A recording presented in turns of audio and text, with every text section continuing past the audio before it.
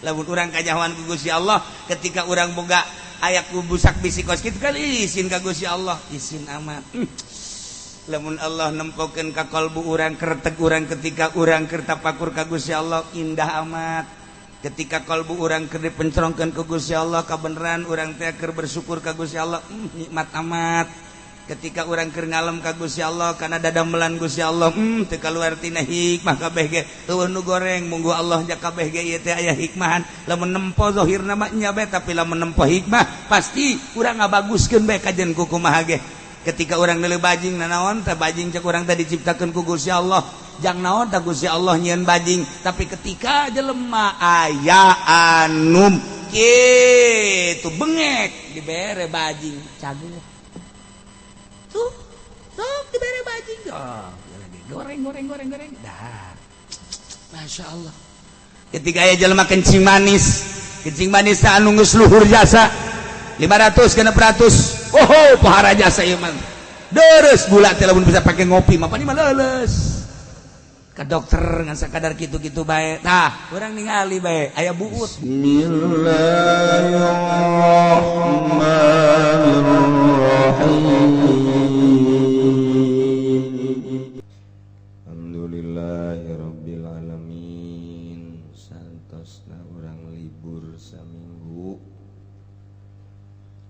alhamdulillah urang masih keneh dipaparina nikmat panjang umur nikmat sehat nikmat afiah nikmat etalah urang bisa kukumpulan di dieu jangan bersihan hati urang nambahan keyakinan urang ka Gusti Allah hingga makin hari urang makin mencar makin ngemprai makin caang hati urang sehingga urang bisa dedeketan jeung Gusti Allah taqarrub tadarrub manggihan kangeunahan dina ibadah ka Gusti Allah Subhanahu wa taala tengah-tengah saribukna manusia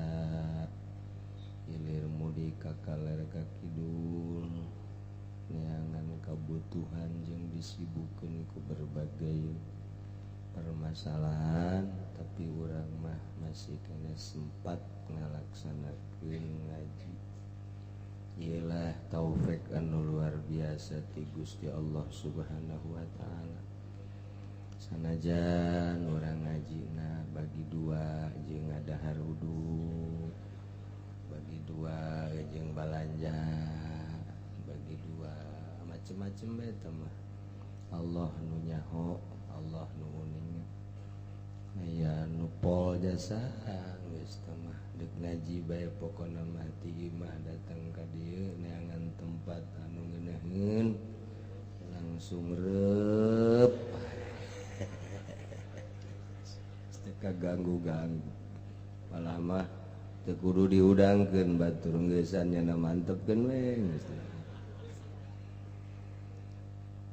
jadi alhamdulillahirabbil alamin urang kamari geus ibadah puasa kemudian salat Idul Adha ditambahan ku potong kurban mudah-mudahan ibadah urang nu kamari ditarima ku Gusti Allah Subhanahu wa taala sehingga jaga di akhirat urang bisa menikmati hasil ibadah urang kemudian atuh teu karasa urang mah di dieu ngaler ngidul ngatan ngolon ternyata horenganan baralik haji nu marunggah haji geus baralik urang mah teu ngitung-ngitung asana kakara kamari manganterkeun ternyata geus baralik deui urang doakeun nu geus balik mudah-mudahan bisa ngaraksa hajina anu can balik mudah-mudahan dibere bisa balik kalawan salamet aya di datang tayunan Gusti Allah Subhanahu wa taala hese ge ngaraksana melak buah ge melak nama babari tapi embe tah embe kebo di Korea eta teh hese garaksana pepelakat nggih kitu keneh urang melak ibadah melak munggah haji mababari sapira 230 juta letik dibandingkeun jeung kanikmatan akhirat urang ngaluarkeun duit boro-boro keur 230-40 juta keur 70 juta na 100 juta na keur plus murah dibandingkeun jeung ridho Allah subhanahu wa ta'ala. Allah geus ridhoan mah sorga dibikeun ka urang nilaian sorga haju bidadari na luar biasa 70 bidadari di dunia ge urang kawin nu gede mah teu mahi 100-200 sajuta miliar ge aya nu teu mahi kawin teh jelema gede urang mah ku 20-30 juta gedena 50 juta dibere bidadari wallah 70 geus teu kacaritakeun geulisna teu kacaritakeun molekna teu kacaritakeun geus pokona mah indah mentak ge batur manuneuleuk ka ditu geus bebeakan ibadah teh dikorbankeun jangan luhurkeun agama Allah hayang mendapatkan ridho Allah subhanahu urang mah masih agag-agagan ke ibadah teh masih perhitungan nu di ibadah nu dilaksanakeunana campur nafsu oge di samping eta atuh urang mah masih keneh berat kana dunia untuk lalaunan ku urang bari ditungtun awak urang dikanyahokeun nu sabenerna supaya nyaho nu sabenerna ka Allah teh mun urang nyaho ka Allah pasti urang teresep kana dunia kulantaran can nyaho jasa ka Allah atau ka karak nyayan atuh ka dunia resep kan jelema nu resep nu nyaho kana dunia kana hakikatna dunia pasti bakal moal resep kana dunia jelema anu nyahoan bahwa seuneu panas tilok ulin seuneu jelema nu nyaho kana ulin nu nyaho kana panasna seuneu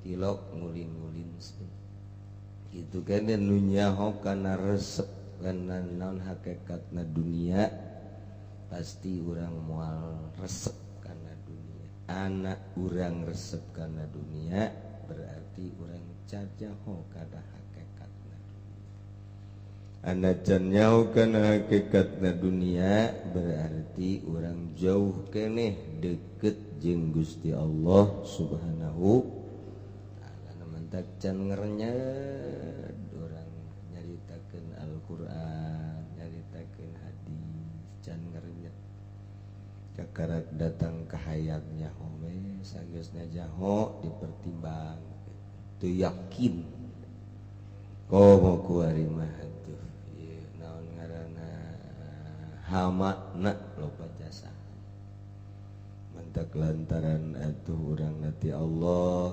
nyuhunkeun ka Gusti Allah hidayah gajanu Allah urang penta ka Gusti Allah rizki nu Allah urang penta ka Gusti Allah sehat nu Allah jag-jag nu Allah ilmu nu Allah segala rupa nu Allah geus urang bersandar ulah ka sasaha iwalti ka Gusti Allah subhanahu urang dibere sehat ku Gusti Allah dibere sugih ku Gusti Allah dibere susah ku Gusti Allah ai dibere sugih mana mah barang dibere susah kos lainang Allah teu nemah urang mun Allah kadeuleu asana dihajar Gusti Allah dihajar ku urang sia ka aing mah susah bae antak hadena Allah teu kadeuleu mun Allah ngabungkeuleu kadeuleu asada urang cikupa demo kabeh ka Allah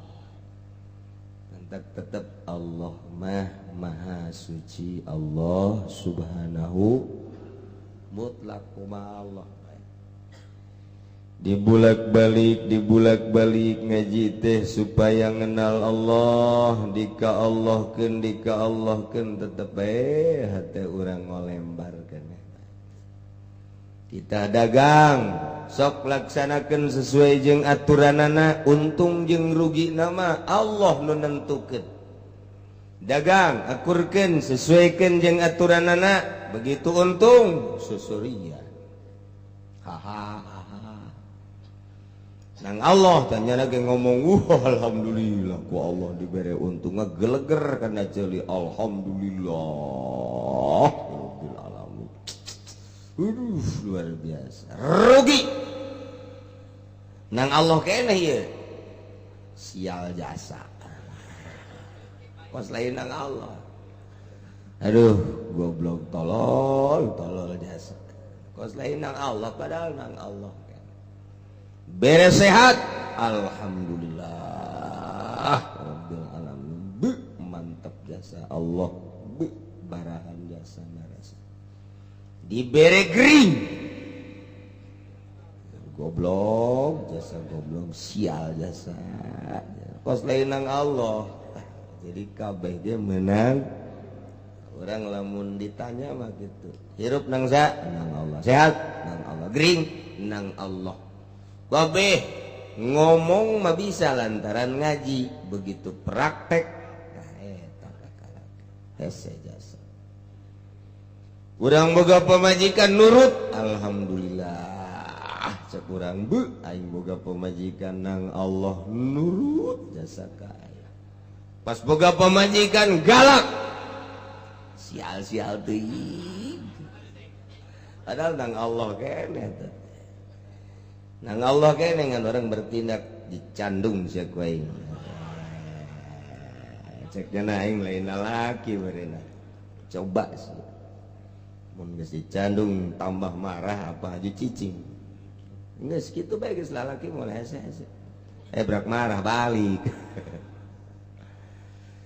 Masya Allah nah ieu ibadah ka Gusti Allah urang moal sampurna kecuali bisalamatil anfus wal uqul wal amwal allati hiyal qawam kecuali salamet awak salamet akal salamet harta kakarak urang bisa tentrem ibadah ka Gusti Allah subhanahu wa ta'ala awak sehat akal sehat harta jang dahar jang nginum jang pake jang ngiuhan bahkan dibere leuwih ku Gusti boga kendaraan boga pamajikan bahenol nerkom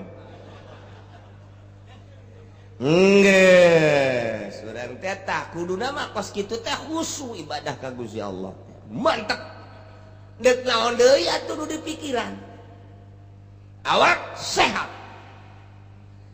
akal sampurna harta aya masih kene encan bisa musuh kene bae goblok jasa teh jelema tolol bin goblok bin oplok aing geus teu naon deui cak Allah atuh sia ku aing dibere kurang kumaha aing ka sia mere awak dibere sehat ku aing sia jag-jag waringkas ayo coba akal atuh sia jang bukar pikir dan lain sebagainya ukal ekol dan naon ge bisa harta dibere ku aing tapi tetep bae can bisa khusyuk keneh bae tah eta nu kudu diarahan nu teu sehat mah salat teu khusyuk wajar cak Gusti Allah mikiran penyakit nya mikiran penyakit wajar geus ku aing geus dihampura bae geus tah geus lantaran panyakitan nang di aing keneh teu khusyuk ge nya ku nyeri kurang sampurna akalna pasti teu khusyuk lantaran kurang sampurna komo nu edan mah geus dihampura ku aing anu susah jasa dahar isuk sore hese can aya dahar sore jang isuk can aya eta tah can kos kitu teh can khusyuk wajar atuh pan aya sia mah haji goblok amat aduh cak urang disarekan ku Gusti Allah jija tah eta tinggal neangan khusyuk kumaha tah neuk naon deui nu dipikiranna naon deui coba Allahu akbar pikiran naon coba ieu awak sehat akal sampurna harta jaleuwih tidak harsa bulanan satahun ge aya kok masih kena culak colok naon teh coba tah nah eta tak eta teh lamun ki haji kos kitu tahajud teh husu nah ieu mah diseret ge ka neraka jahanam seret ku malaikat ji sini ji aduh masyaallah karim ya tuh wal ibadatu la yatimul maqsudu biha illa bisalamatil anfus wal uqul wal amwal allati hiyal qawam etalah nu tilu etalah kajejegan manusia nu mantak timbullah di dinya sababaraha poin hiji Allah ngaharamkeun ngabunuh jelema mukmin fa harramallahu ta'ala qatlal mu'min wal mu'ahid bi ghairi haqqin Allah ngaharamkeun ngabunuh mukmin ngabunuh kafir mu'ahad atau mu'ahid tanpa aya hak lantaran ieu bakal ngarusak tatanan pan awak teh kudu sampurna supaya ibadah mantep geus kuari urang kudu bisa nyampurnakeun awak urang heula tata awak urang jang ibadah supaya sehat perlu ngadahar susu perlu wudu ieu jang ibadah ieu maksudna jang ibadah awak jasia mah sadar lamun teu ngadahar uduk teh leuleus geus dibawa heula ku urang awak urang ka tukang uduk hah sia jeung jengkol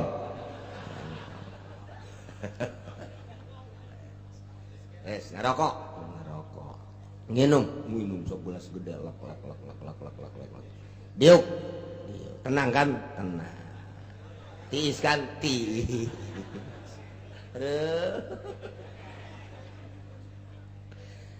cak malaikat tadi jangan ibadah jadi macam ngees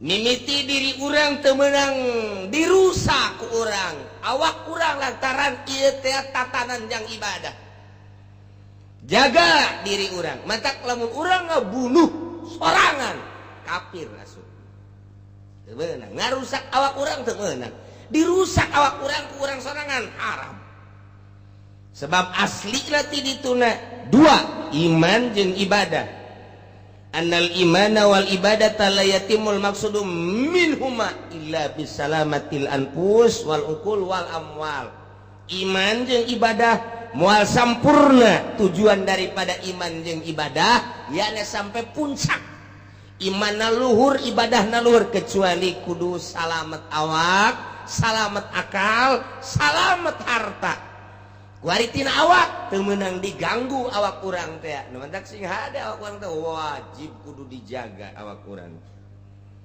ahabun nas pangleuwih dipake karesepna manusia ku Gusti Allah adalah asaduhum panggagahna jelema nu gagah eta deuk naon bae siap ngaji siap gagah sok tahajud siap gagah di lumur urang ge nu gagah teu tahajud gagah sagala rupa teh perang siap gagah jadi Allah teh terseupeun ka jelema nu letoy atau diajak ngaji yuk teresep atuh boro-boro Allah urang ge teresep boro-boro Allah atuh awewe ge teh mun aya lalaki kos kitu teh atuh boresepeuh mantak angel kalaku ge teresep terus kurang gairah cek awet teh nanaon kurang gairah gitu teh hayang euy mah cek boro-boro ti peuting ti beurang ge kos kitu cek teh boro-boro jerona luar lagi kos kitu teh hayang euy mah cenah sugih los legleg kunyana sugih bos itu hudang jerona cek cenah entai gitu terus sebenarnya diajak orang atau bebersih di jalan yuk orang bebersih teh jalan yuk jalan-jalan orang kajen lurah dan itu siapa diajak ke orang babarengan yuk orang ariung tak dulu orang ngawata 7 na yuk siapa ya malah dunia mal rame temen karena itu kabeh citra sepi citra kita tahajud baru tahajud siapa ya eta teresep jasa tah boro-boro Allah tuh urang ge teresep ka kos kitu teh. Na ieu awak jaga kurang. Sakadar gurak-gerak di imah bae niat supaya sehat jang ibadah ka Gusti Allah Subhanahu wa taala. Nah kuari awak urang. Nah batur ge wajib dijaga atuh urang. Sakumaha diri urang hayang sehat batur ge hayang sehat. Sakumaha diri urang teh embung dirusak awak urang batur ge embung dirusak. Ketika batur dibunuh ieu berarti geus doror ngarusak takos kitu teh. Sedengkeun la dororo wala diroro. Teu meunang ngarusak diri, teu meunang ngarusak batur. Nah kuari ngarusak batur di mana-mana nu wajib dijaga kemudian dirusak kena sanksi. Ngajelaskan tentang kejadian perang Badar. Anu dina perang Badar teh sangat jadi sejarah sampai ka ayeuna. Kristiani Yahudi selalu melihat kejadian Badar. Di samping Badar ge Uhud sarua Hunain yang sajabana kejadian peperangan Kangjeng Nabi teh ditaliti ku para Yahudi jeung para Nasrani. Aya naon di perang Badar sehingga peperangan begitu dahsyat dimenangkeun ku mukmin. Aya naon di Uhud kecanggihan tentara Islam anu sakitu hebatna tetapi aya dina kekalahan. Yahudi jeung Nasrani naliti ternyata teleuwih ti urusan keyakinan jeung urusan dunia. Ketika mukminin boga keyakinan anu optimal tanpa melalui kuantitas anu loba lantaran geus berkualitas saeutik tapi patri kalang kabur kucar kacir musuh ujiana dengan penuh keyakinan. Tetapi lamun geus kecenderungan hatina kana dunia sehebat apapun segagah apapun sahebat naon bae lamun geus condong kana dunia geus urusan berjuang maka jeung kukuba selesai wassalam. Geus pokona asal urusan dunia we geus beres moal aya kemenangan ka jeung kukuba.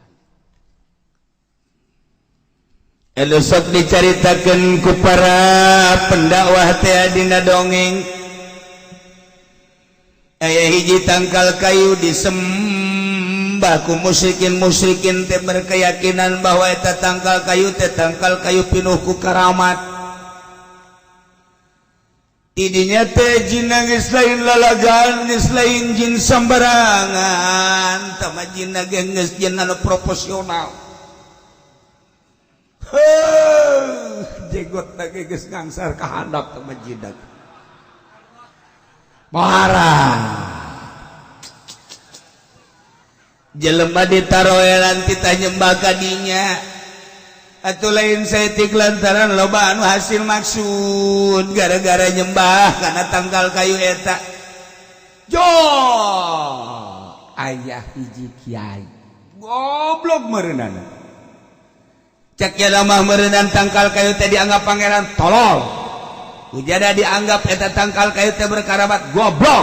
Pangeran Allah sorangan tandangnya sorangan tuar kuai sia kajen kumaha ge nyasarkeun sia. Ngiprat bae sorangan bae di tengah jalan kan dihadang. Hadang aing sia. Deuk ka mana ye kiai? Deuk luar tangkal. Emang kunaon mantap ditu disembah ku jelema teu beres ajan ku kumaha ge. Aing meragaji mawa kampak mawa. Waduh, setan anu bangsa setan amatir makan bebenya ka ditu. Waduh. Lapor cek setan. Naon sia? Tagal gayu udah gitu war kusaha? Kiai. Lawan atuh ku sia teu kuat. Waduh, babacaana panas. Maca naon nya na? Nyaho ku nyamke nyombaja. Panas saya teu kuat kula we. Ternyata kan nurunkeun panglima setan atuh. Turun atuh panglima ya, panglima setan, panglima berkat ya, panglima macam-macam panglima. Tuh. Ki di kamar. Ya, masuk kalangan aing. Entah bisa. Galuan ya nah. Dihadang ku panglima setan gelot sia jeung aing. Aing ka Allah kajen ku kumange moal beres eta kal kayu lamun teu ku aing dituan. Oh galungan setan nu mana bae eleh. Ku baca subhanallah doang ge ngarang. Itu ngalah keteu setan. Dijotos. Oh komo baca hamim ain sin ko batu setan geus kabur. Jotos eleh kabeh. Usuk ngalangan aing. Emang ka Allah. Pas dek dirah gaji datang deh. Naon sih susah set. Coba ularan kieu bae ulah waka ditua bersih hawa nafsu. Ih oge nya. Setan tasawuf itu setan. Iya bawa nafsu segala. Kuari mah balik bae heula. Naon sih kira balik geus kadong luar. Lalaunan tuar bayangan balik bela. Nah ieu jang pengamanan. Nah ieu sapoe engke bakal dibere 2 dinar emas. Geus pokona penjauh aya dihandapeun kasur. Unggal bae deuleu bae deuleu. Lamun eueuh bisa dikadea deui. Mun aya eta terus berarti eksis. Beres ya? Iya, coba malak sarang. Oke guys, sebelum gitu mah. Nah, iki gol kartolol ya. Balik ya gayo. Bener isuk-isuk 2 dinar aya. Isuk KSD 2 dinar aya. Tilu penting berturut-turut 2 dinar we. Cakena ngipas sih pokos dia we. Waduh, teu kudu dagang. Dengan perjuangan anu optimal, Masya Allah, hasilnya optimal kembali juga. Wah, ya si Kiai. Hari ke-4 eueuh. Hari ke-5 goblok beureun sia. Curi doang, tuar deui ku aja. Langsung nyana mawa kampak deui atuh. Dihadang ku sababaraha setan minggir sia. Sakali luar ayeuna mah geus. Atuh turun deui panglimana ka dieu. Wah, galungan deui. Kekep jana gelut.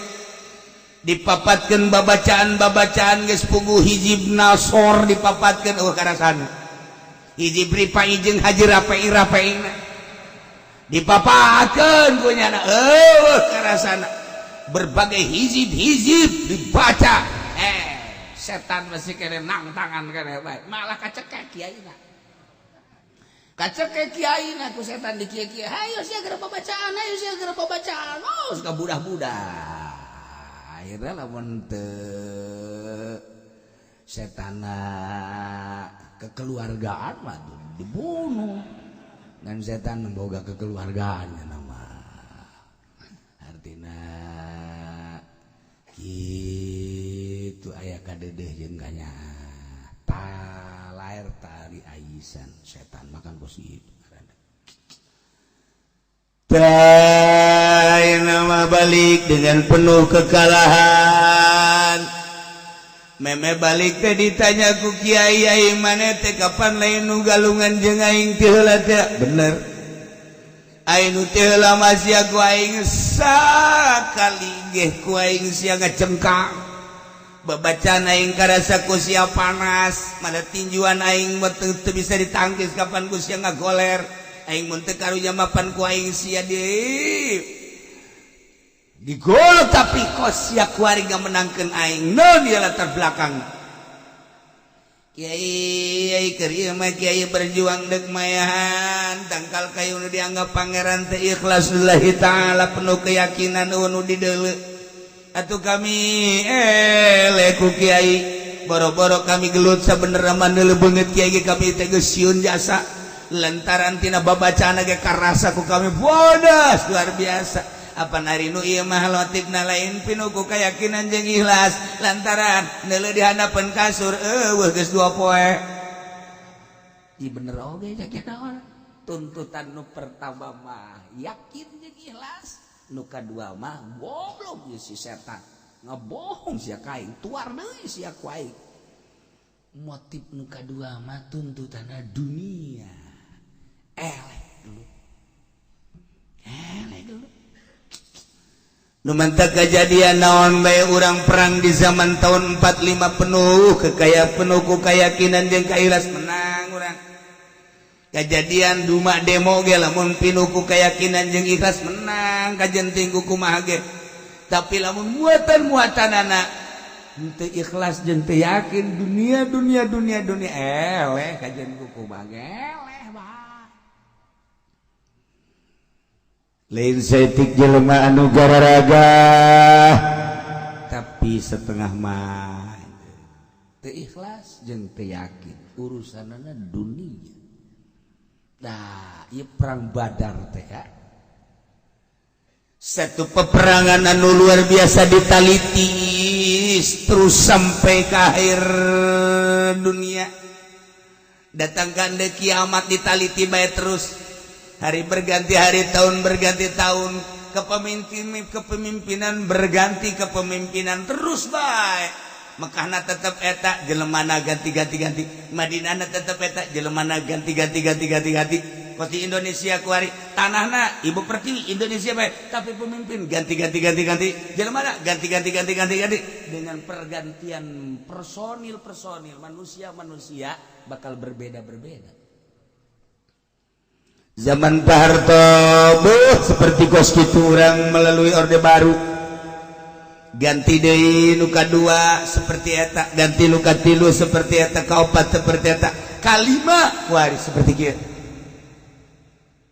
Ieu keur carita Badar Kangjeng Nabi dengan personil nu saeutik berangkat untuk menghadang ontan-ontan nu dipimpin ku Abu Sufyan. Pedagang anu didinya bakal dihadang ku tentara mukmin.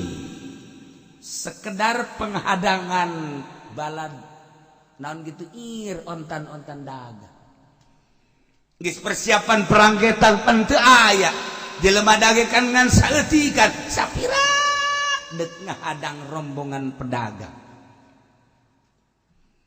Sementara kadenge ku orang Mekah Abu Jahal beserta rekan-rekan lain bahwa Muhammad teh ieu kuari ndek megatkeun urusan perdagangan antara Mekah Suriah.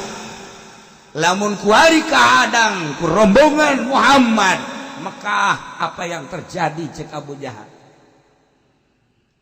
Sebab perekonomian terletak pada pundak Abu Sufyan, kelanjutan dan kelangsungan kemajuan Makkah.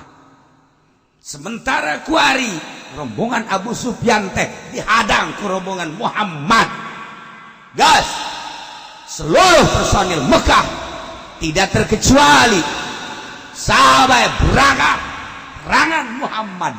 Kanjeng Nabi mah dek ngahadang sekadar balad pedagang, tapi Abu Jahal mah dek merangan Muhammad. Kanjeng Nabi datang cicing di deket Madinah ngarana Udwati Dunya, pinggir lembah anu deket ke Madinah tidak terlalu jauh.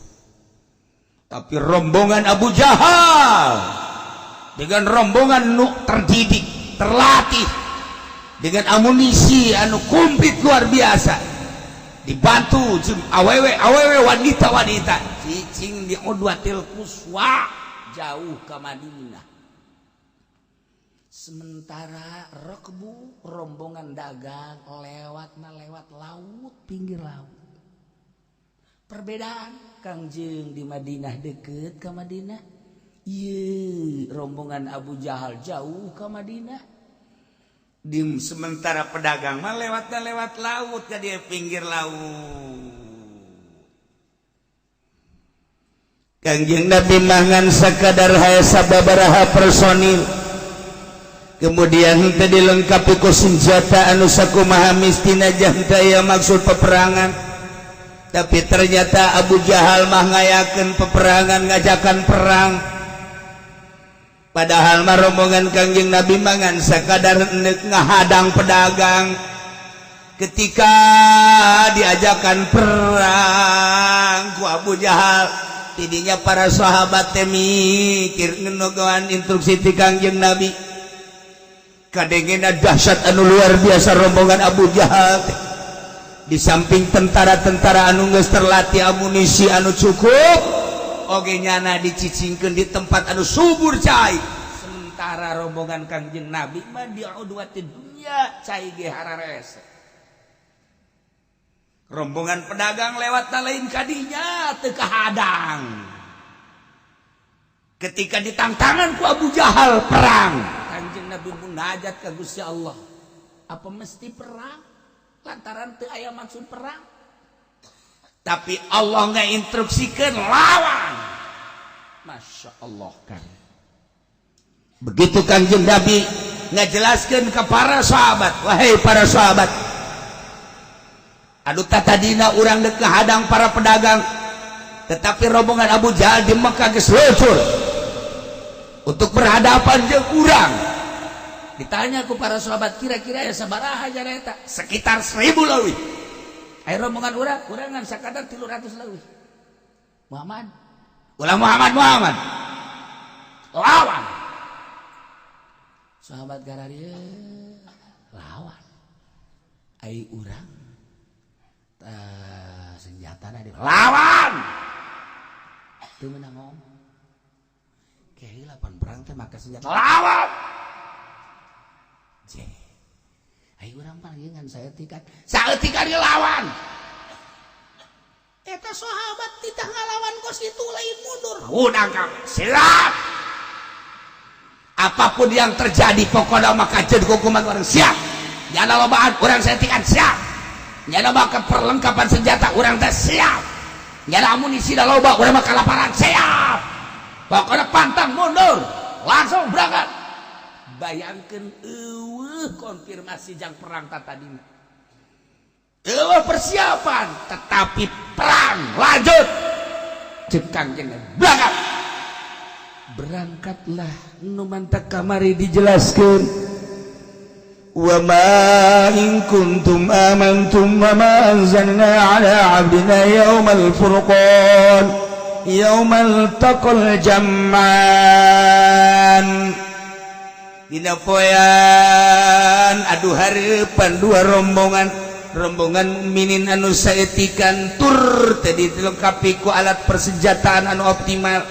Rombongan kafir anu lobaan tur dilengkapi ku persenjataan berikut amunisi anu lain. Tetapi terus berangkat. Ingat Muhammad, cek Gusti Allah kejadian tersebut. Yes. Ketika antum bila udwati dunya aya di pinggir lembah nu deukeut ka Madinah. Wahum kufar rombongan Abu Jahal teh bila udwatil uswa aya di pinggir lembah nu jauh ka Madinah. Sementara warakbu balad pedagang, ontan pedagang berbeda jalan. Asfala minkum aya di bagian handap sebabnya lewat pinggir laut. Tetapi Allah ngajadikeun perang. Walau tawatum lamun dikira-kirakeun anjeun teh heulananan pasini masinikeun perang. di waktu-waktu anu ditentukan jeung personil-personil nu ditentukan aya pas ini dek peperangan antara rombongan Kangjeng Nabi jeung rombongan Abu Jahal mukminin jeung kafirin teh niscaya laktalatum fil mi'ad aya perbedaan dina perjanjian sebab melalui perhitungan-perhitungan andai kata aya perjanjian peperangan saat eta meureunana make perhitungan-perhitungan di antara perhitungan anak keheula meureunana cak mukminin lantarannya nama lobaan urang saeutikar keheula aya kudu perang mah lantaran urang eueuh persiapannya nama aya keheula urang kudu perang mah lantaran urang mah can terdidiknya nama geus meureun urang dek bunuh diri andai kata aya perjanjian pasti bakal aya perbedaan dina perjanjian untuk ngalangsungkeun peperangan walakin yaqdiyallahu amran kana fa'ula tetapi dengan tidak ada perjanjian tapi dilanjutkan peperangan tujuanana Allah dek ngalaksanakeun sesuatu urusan anu ku Allah dek dipigawe anu urang eueuh kanyaho makhluk eueuh kanyaho ieu mah urusan Allah mana mukminin walaupun saeutik ditinggalikeun ku Gusti Allah kahebatan mukminin sehingga dek ditulungan ku Gusti Allah dek dimenangkeun kafirin sakitu lobana dek ditinggalikeun ku Gusti Allah mengpeek ka kafirin walaupun berbagai persiapan anu terlatih jeung sajabana dek didelekeun ku Gusti Allah kahinaan kafir dek dielehkeun tah eta maksudna mantap kejadian-kejadian segala rupa ge lain perang bae urang kan teu nyaho lolobana mah urang di luar rencana urang bobogohan jeung hiji awewe anu kurang dipake karesep dipake ka cinta beuy bobogohan teh geus main cintrong-cintrongan teh geus sataun leuwih bahasa aing cinta ka dia bahasa aku cinta padamu I love you mah geus moal harajas ti ditu ge males lain lalagaan tapi ternyata nu direncanakeun teh jadi lantaran dikawinkeun ku kolotna aita tadi nama anu tadina dipinang-pinang ku jana mah tumeureun pilihan sorangan ieu putih aya di kabogohna lenggik aya di kabogohna campernik aya di kabogohna geus lah ngaranna ge pilihan sorangan asana meureunanan sadunya panggeulis tangan si eta doang tapi barang dikawinkan ku kolot masya Allah gendut dinyana hideung dinyana neuleuh beungeut nanti masya Allah sugan aya naik amper teh tapi kulantaran cak kolot da sing nurut sia ka kolot moal pati-pati metakeun sia lamun lain perhitungan kolot nurut pikiranna sia nurut ka kolot orenganan kolot da boga hutang mau dikawinkeun bebas berarti budak jadi tumbal masalah kita aya rahasia masya Allah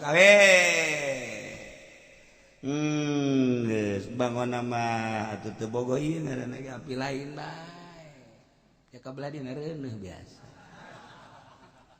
ditanya cer teu bogoh pan reuneuh bomong urusan reuneuh lain deui urusan bogoh lain deui urusan reuneuh lain deui ku ari sabaraha 5 cenah sia teu bogoh ulah loba omong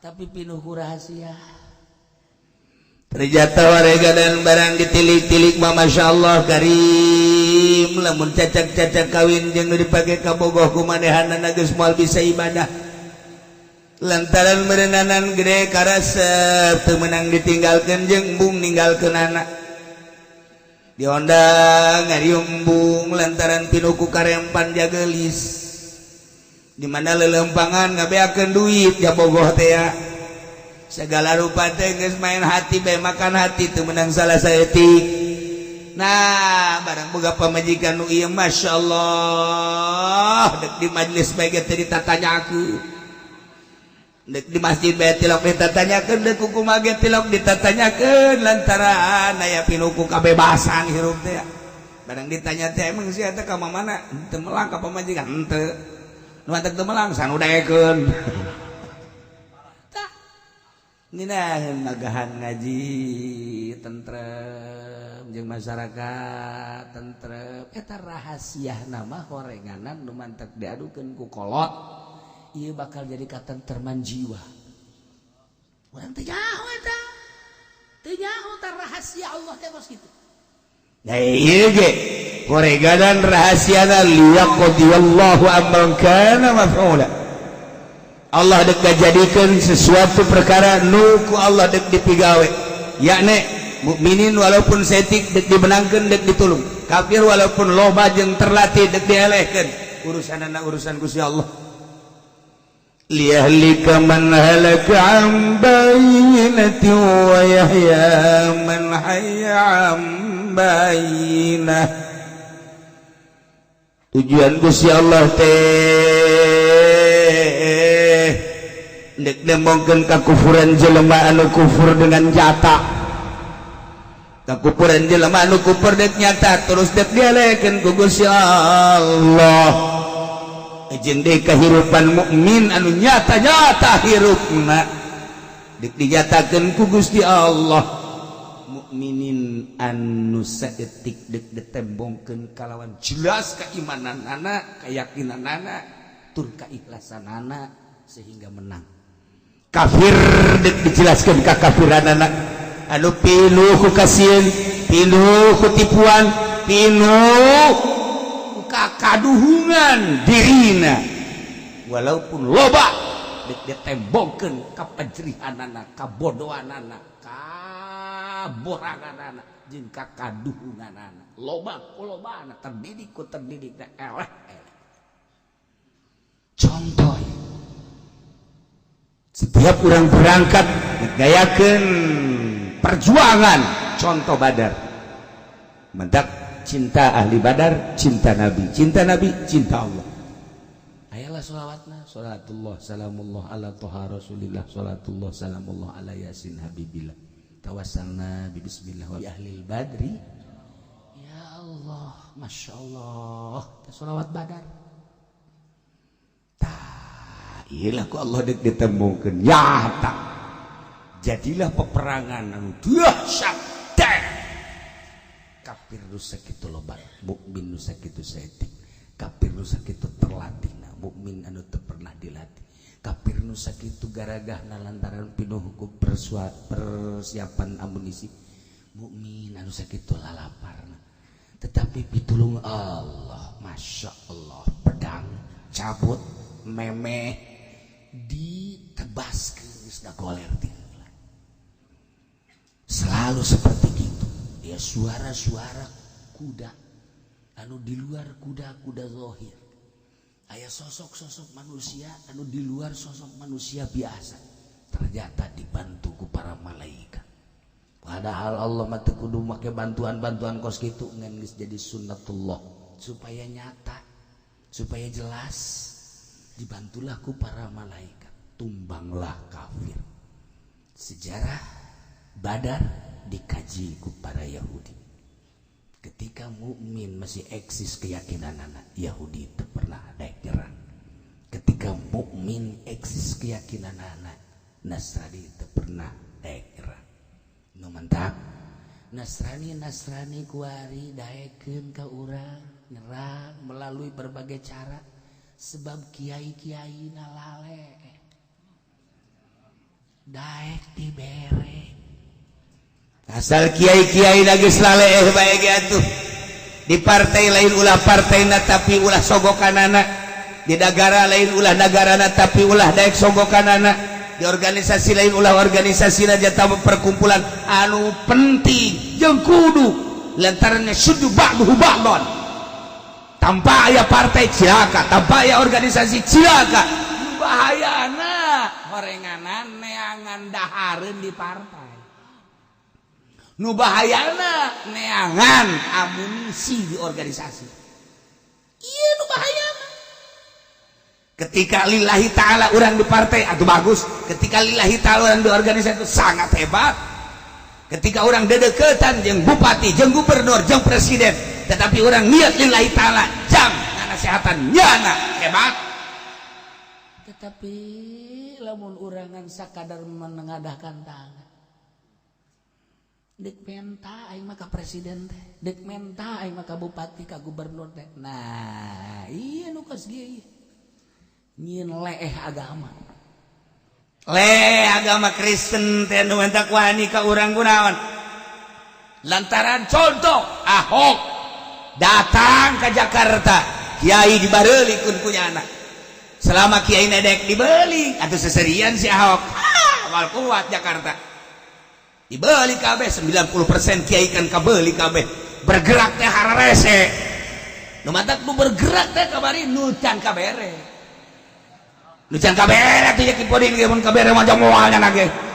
Gulantaran can kabere jeung teu dibere deui. Jeung nu mere. Atuh geus menang. Eta kos kitu eta. Tapi lamun geus kabere atuh mana? Geus kabere mah moal bisa. Kuari. Dalam rangka pemilu yang akan datang BHT Hari Tanu. Kunjungan ke berbagai pondok pesantren sumbang 1M. Cium tangan kiaina ku bego bin tolol bin goblok. Ayo terus berbagai kan kunyana teh geus kataker horekos kitu ke hayangna gampang hayang naon deui sia pondok hayang naon deui sia majelis hayang naon deui sia teh keur ditundukeun sabenerna mah dengan melalui pondok pesantren Majelis Salim horenganan nyana deuk langsungkeun budaya nyana agama nyana teu karasa eta ku kiai selama kiai tujuanna eta hancur agama mah tuh. Nah, iya ditilik kekuatan mukmin teh lantaran ditilik naon dieu kehebatan anak keyakinan eueuh unsur-unsur jawi sabakatul hiber ge eueuh kuat Islam sejarahna di Indonesia teh kiai milu di partai teh lain goreng anu engkeuy-engkeuyan jeung Golkar baheula zaman Pak Harto teh pondokna dibangun nu tata dina mengpelehe kuari dibangun jadi 2 tingkat tapi haju kuari santrina beda santrina teh jadi kotok negeri hancur majelis anu tata dina sederhana pinuh ku jamaah nyaritakeun tentang ubudiyah muamalah dan selanjutnya dina kesederhanaan teh hebat tapi begitu masuk Golkar sumbang ku Golkar oh megah luar biasa kedarekeun ngaji sebab karasana ku jamaah teh ya hangru kamari ka usim Golkar kuari usim PDI sarua bae sumbang ku PDI hebatkeun atuh teu bisa teteg di majelis teh lantaran aya tandukan gulak-gilak bae ya kiai ge lain ulah dimui tapi perjuangan dimuina lillah. Apakah ia karena dunia? Selama karena dunia, mal bisa aya anu endek ngabangun gereja, muih tanda tangan, goblok. Nah, kumaha? Terus itu perjuangan anak mana? Iya, itu perjuangan anak ada kawin mah, emang kos di negara mah, lantaran neraka jahanam. Perjuangan tah tu kiai ieu cenah kiai mah di NU cenah nahdlatul ulama kebangkitan ulama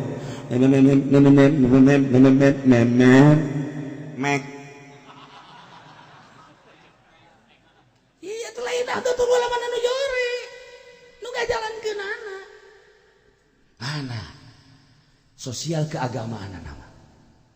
Ayo. Berangkat bae tapi kan ieu nu dimaksudna selama ieu nu dimaksudna mengpelehe NU tinggal NU. Urang mengharapkan NU bangkit kembali sebab eta wadah urang. Ketika aya Syiah NU nu ngalawan, ketika aya Wahabi NU nu ngalawan, ketika Muhammadiyah NU nu ngalawan, Persib NU nu ngalawan, jeung Persita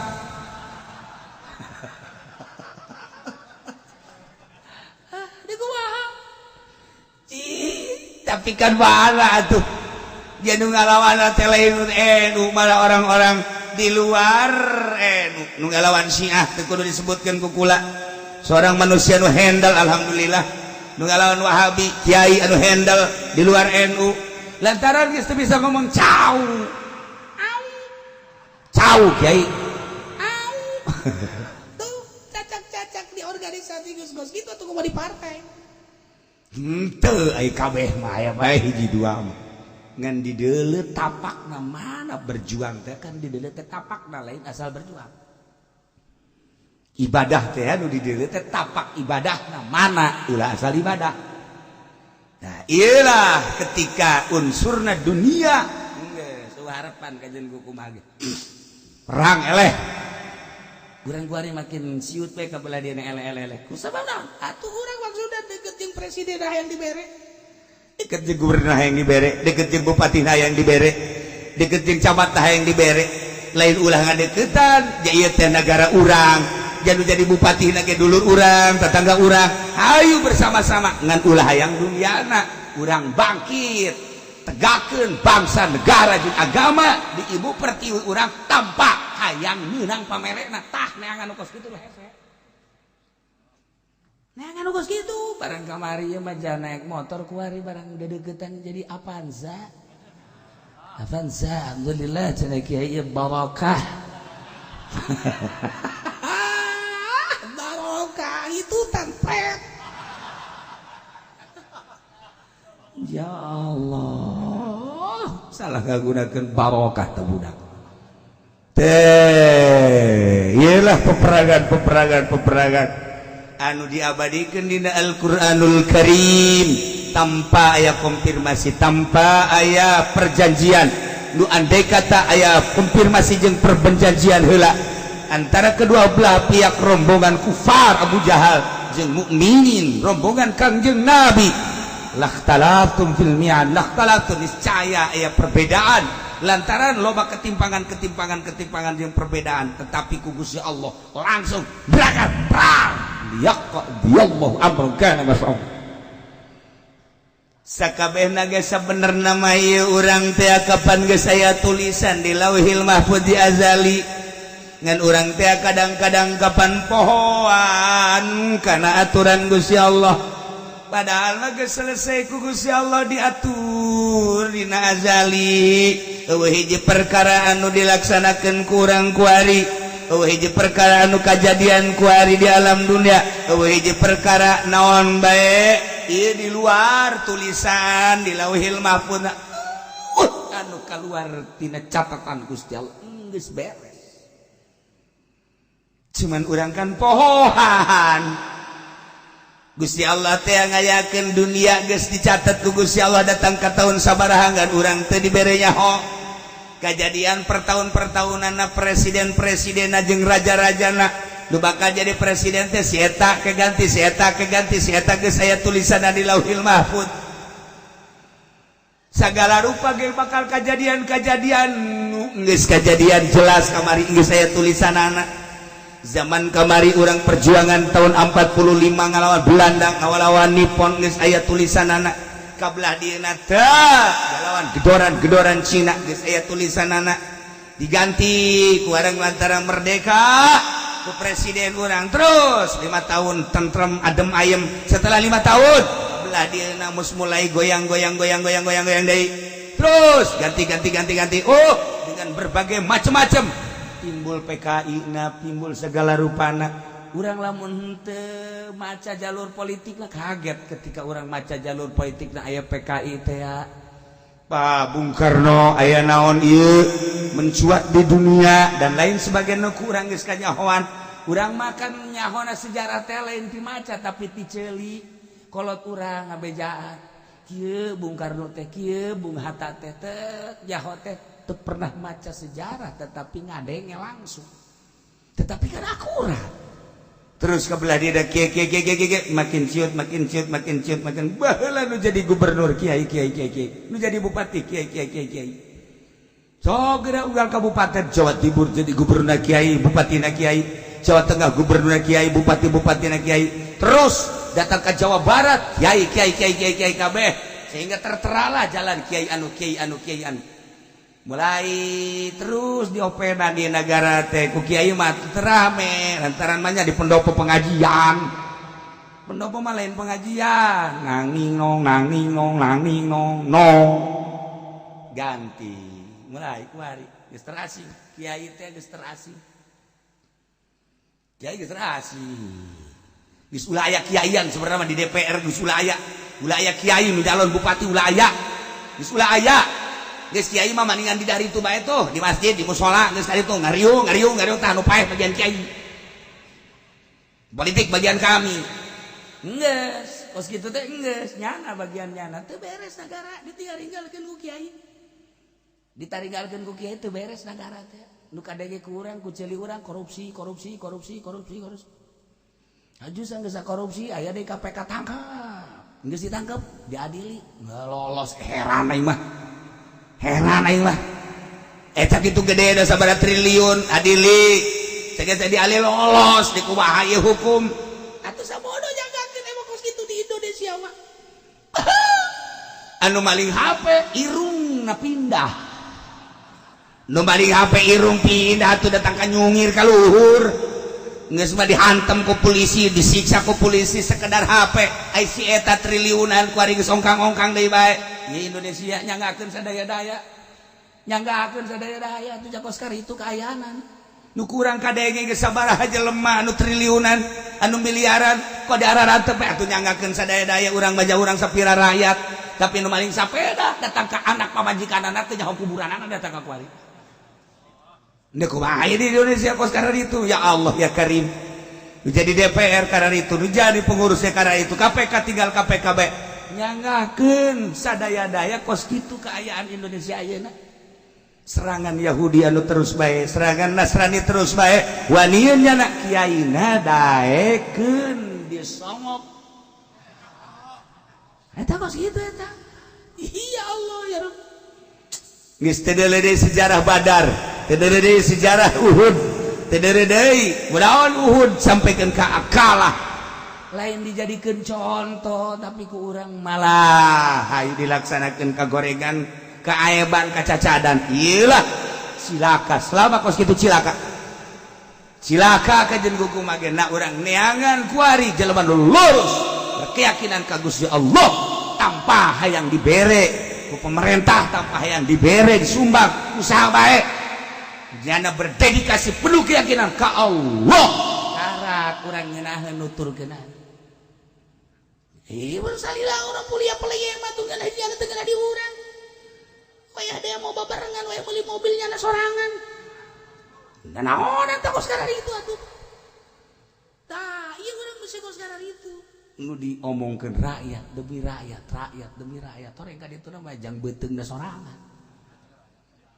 nah iyalah dek di mana urang kuari nempo jelema nu pinuh ku kayakin lain eueuh asa ka dieu salah ka ditu salah we ngan balikeun deui horenganan geus diatur ku Gusti Allah Allah maha ngarubu Allah maha uningan urang mah sakadar dipaenkeun sakumaha layangan atawa wayang ketika dikaluarkeun ku dalang dikaluarkeun dipaenkeun ku dalang dipaenkeun atuh urang mah atuh peranan deuk saha ieu apakah Arjuna apakah Gatot Kaca ai si eta mah beureun si sami haji ieu nah atuh beureun bagus bae meureunanannya ngan ai gegedena mah si eta mah si Dorna teh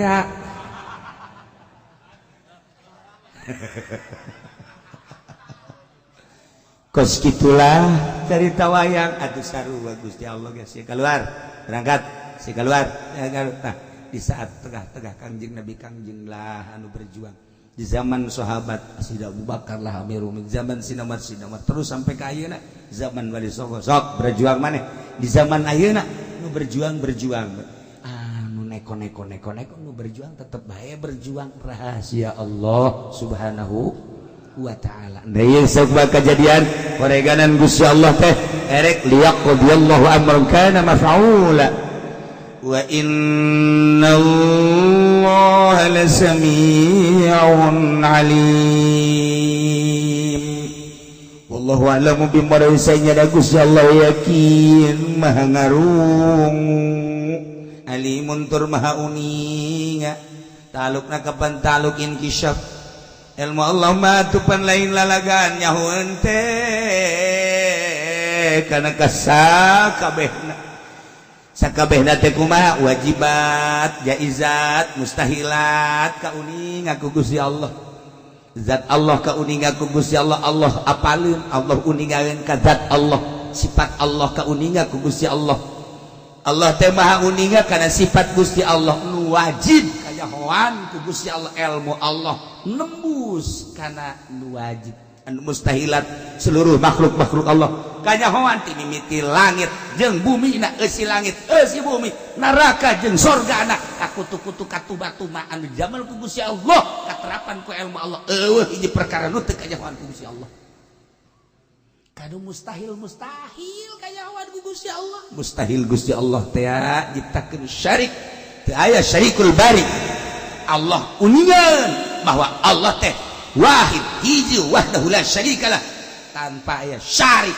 Allah maha uninga nyahona Allah kanu wajib kanu mustahil kanu jaiz eueuh hiji perkara nu teu kanyahoan ku Gusti Allah. Lamun eta dirandapkeun diasupkeun ka kolbu urang dipelakeun di kolbu sehingga pinuh ku keyakinan datang ka rindang buahan urang ku ilmu Allah bage jadi wali atuh aing naon aja kanyahoan ku Allah kekertegan urang nyahoan ku ieu naon bae kolbu urang kanyahoan ku Gusti Allah geus puguh ieu urat-urat mah kanyahoan ku Gusti Allah ieu tah huruwa sarewas hate itu mah geulis eta kanyahoan ku Gusti Allah itu mah bahenol amat eta kanyahoan ku Gusti Allah. Masya Allah eta mah pinaretna Masya Allah ageng amat itu kanyahoan ku Gusti Allah. Atuh sia mah teh nyaho pinaret susu. Masya Allah mani molongok keneh naon pinaret dasar urang lembur sih mah teh nyaho naon. Urang teh keretak eta. Lamun urang kanyahoan ku Gusti Allah ketika urang boga aya ku busak bisikos kitu kan izin ka Gusti Allah izin amat. Lamun Allah nempokeun ka kalbu urang keretek urang ketika urang keur tapakur ka Gusti Allah indah amat. Ketika kalbu urang keur dipencerongkeun ku Gusti Allah kabeneran urang teh keur bersyukur ka Gusti Allah nikmat amat. Ketika urang keur ngalem ka Gusti Allah kana dadamelan Gusti Allah teu kaluar tina hikmah kabeh ge eueuh nu goreng munggu Allah nya kabeh ge ieu teh aya hikmahan. Lamun nempo zahirna mah nya bae tapi lamun nempo hikmah pasti urang ngabaguskeun bae kajen ku kumaha ge. Ketika urang neuleuh bajing nanaon teh bajing cek urang teh diciptakeun ku Gusti Allah jang naon teh Gusti Allah nyieun bajing tapi ketika jelema aya anu kitu bengek dibere bajing cageul tuh sok dibere bajing goreng dah Masya Allah. Ketika aya jelema kencing manis teh anu geus luhur jasa 500 ke 600 pohara jasa ieu mah deres gula teh lamun bisa pake ngopi mah padi mah leuleus ka dokter ngan sakadar kitu-kitu bae. Tah urang ningali bae aya buut teh bajing keneh bae ngan aya bajing mah nu leutik aya buut mah nu gede beda buut jeung bajing betok jeung betik beda. Ya tuluy deui tah tidak buut eta keneh gede teh mah nu leutik cokot kurang sok geura ge langsung becit goreng dijieunkeun kopi sok geura dahar konsumsi kuno kencing manis deleukeun. Siapa kain itu percaya biasa. Masya Allah baheula aya jelema anu budug eureun ka dokter deui kada geus bebeakan ku almarhum Abah sia budug heueuh jadi gula menyaateul jasa geus loba omong geus malam Jumat ke ka dieu deui sia kunaon tah gorenganan Abah teh nyokot cak-cak dupang gede-gedena dibeuleuh mesti teu daekeun nyanana dirahasiakeun dahar ku sia tah dahar ngeunah jasa emang daging naon kotok atuh merontok eta tuh eta kan urang lamun neuleuh Masya Allah cak-cak geus naon hartina tapi ketika jelema aya nu budug teh caker-caker bere daging cak-cak rontok ku sia jelema kencing manis geus parah buut coba ge kopikeun insyaallah jelema anu bengek teu eureun-eureun coba ge make lalai eta obat bengek ye sebab teu kacaritakeun lalai bengek.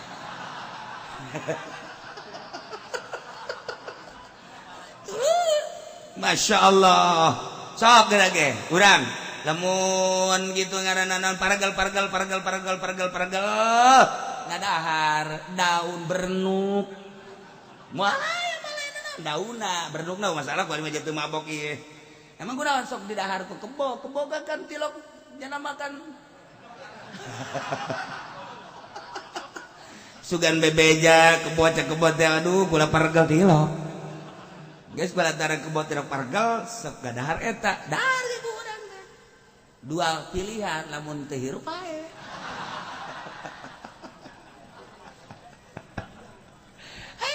Iyalah loba pisan anu ku urang secara zahir mah naon si eta, tetapi lamun urang deuleuh hikmah masyaallah.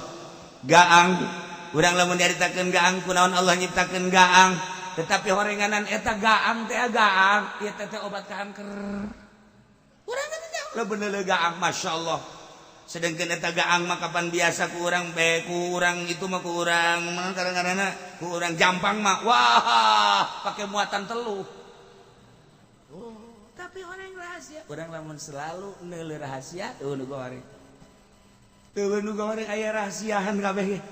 Masyaallah, urang boga pamajikan galak. Galak ya. Secara zahir mah pan waduh senep. Senep secara zahir mah masyaallah, ya si Allah nyiptakeun pamajikan geus aya tulisanana werenana janjanana geus ngaji ihyapan. Boy aing nasib aing boga pamajikan mending mun geulis teh jore. Tapi jaga galak kos ge tapi meureun teu kaluar ieu meureun tina hikmah dirasakeun be ku urang orenganan sugi. Sugi ku sebab naon ku galaknya na pamajikan. Asa urang hees isuk-isuk disepak. Wah, hees bae. Ngojen. Tah, itu gara-gara pamajikan galak atuh moal ngebul dapur. Kulantaran galak alhamdulillah bagus kajian imah kabeulina ieu berkat galakna pamajikan. Andak lamun boga pamajikan galak geus bersyukur ka Gusti Allah. Ngan nu bahayana nya galak nya jore nya teu sugih. Aduh, ieu geus ditinggal diteureyan we teureui ku urang. Nasib aing geus ulah datang ka anak. Eta ku sugih eta kita. Ku galak mah ku mah urang cicing bae. Batur geus ka mana ngalayang. Cicing bae di imah. Wah nangkep. Woi, ulah ngomong ke tak. Ini itu, berangkat. Pan otomatis jana kan keluar. Jak mau coprak bae kan di imah. Mau coprak bae di imah. Emang babaturan saya kunaon ada mapuyang aing. Celi aing teu meunang cicing aing. Aduh, mulai kan ngotetan. Alhamdulillah.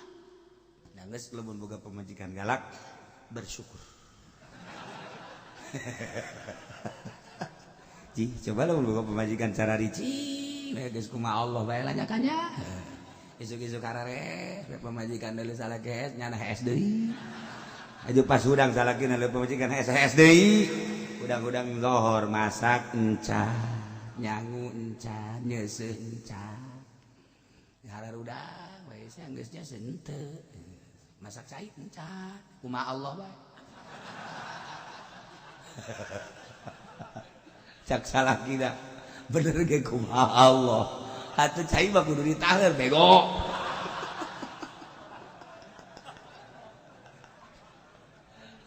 Tadi watak lalu pemajikan sepieun eta kan atuh tungtuna mah jadi wali henteu urang kecuali pada ibadah ka Allah nu mantap pemajikanana tenang sabah bizul Quran nya maca Quran bae atau maca sholawat salakina ge kitu be tuh malah nek masake ulalah orang paruasa we peuy lah geus paruasa kabehan kan geuna aya isa uyunan mah paruasa magrib ge geus jang buka geus teu kudu naon geus saya sumur we kurang legot aya akur masalah atuh masalah ngan gigi menang sataun awakna laleuti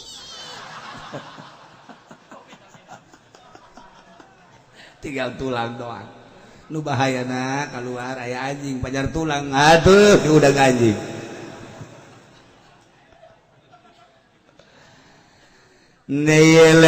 Innallaha lasami'un alim. Sayyidina Gusti Allah yakin maha ngarungutur maha uninga. Idzurikahumullah wallahu a'lam.